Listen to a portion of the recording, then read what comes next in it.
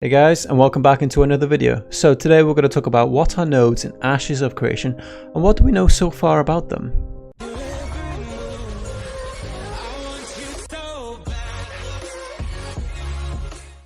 Okay, over the last few days I've been talking about Ashes of Creation Apocalypse, but I figured it was about high time to talk about the actual MMORPG itself. And this starts off with the node system. So the node system is what enables players to develop the world around them, affecting everything from the story of the world to the content that the players experience. All throughout the world of Ashes of Creation exist nodes. At first, nodes exist behind the scenes, unknown to the players as collection points for activities. These nodes are divided into zones of influence, or in other words, ZOI. Here's an example. Each color represents a node. Within each zone of influence stands a node. A node is a specific location where a camp can form and gradually develop into a village, a town, then a city, and eventually a metropolis. Every activity that a player participates in will count toward a specific node's progression. These activities will contribute to that specific node's development. This is important because only so many nodes can be developed and certain content is locked behind which nodes develop. This can create conflicts between different communities that have a vested interest in the development of certain nodes. When you first enter the world, you will arrive through one of the great divine gateways.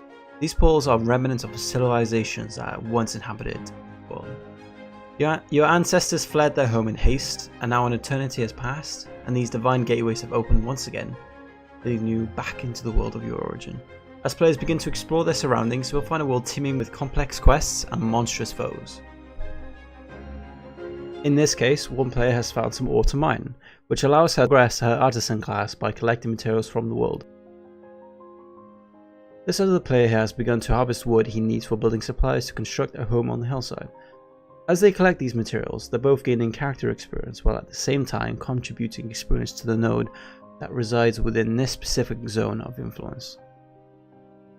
As players participate in more activities, this node will collect enough experience to advance to the next stage of development. All the activity in this area has brought the base node to stage 1 in its development. This is called the NPC stage.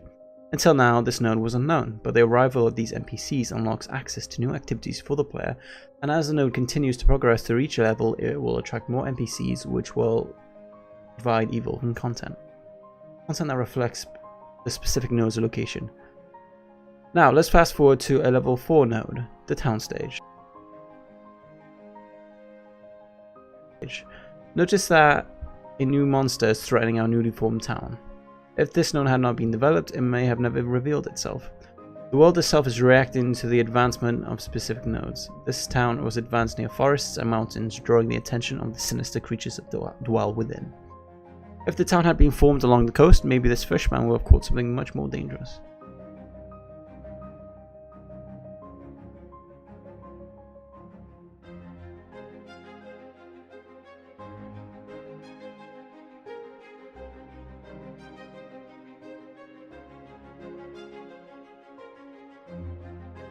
It reaches level 5, a city, and soon new events are happening in the world. A bridge has been built to connect this area to the neighboring node.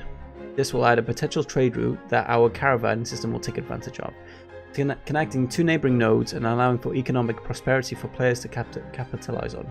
However, all of this activity has triggered something deep within the mountain. All of the civilization has woken an ancient dragon. The higher node advances, the more significant events it draws towards itself.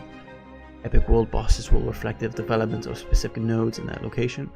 The world is designed to react to the players by providing new and existing chapters to an ever-evolving story. A story that reflects the actions of each server. A story that can change and adapt to provide the players an immersive tale, woven by the actions of the community. This dragon is the server's dragon, part of the server's tale, and one which might not have been seen on any other server.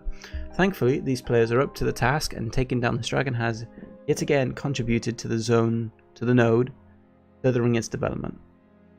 From the first stage of a few wandering merchants to the sixth stage of a sprawling metropolis, nodes redefine the world around them, influencing points of interest in the world, quest lines, story arcs, drop tables, and resource pools. Even the spawn tables for bosses and NPCs across the world. This cycle of nodes leveling triggers events, and leveling again is the fundamental cycle of growth throughout Ashes of Creation. Nodes are just not some predetermined type, being a standard city. There are 4 variants of nodes, 4 types. A divine node, an economic node, military node, and last but not least, a scientific node. These are defined by how players interact with the zone in the zones of interest. Each node type offers unique bonus services at stage 6, being the Metropolis stage, but the bonus services for a divine node has not been announced, but there is information for the remaining 3. Economic nodes offer zone of interest network marketplaces, military nodes offer combat oriented benefits, and scientific nodes offer zone of interest fast travel.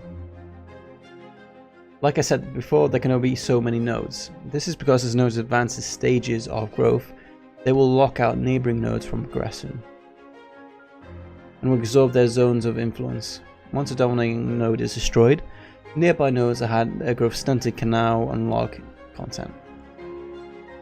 As we've established, there are 6 stages of nodes. As you develop each node to the next stage, it will require more time and effort. For example, stage 1 is an expedition stage which will take a few hours, while stage 3 will take a few days until you progress to stage 6, which is many weeks to accomplish.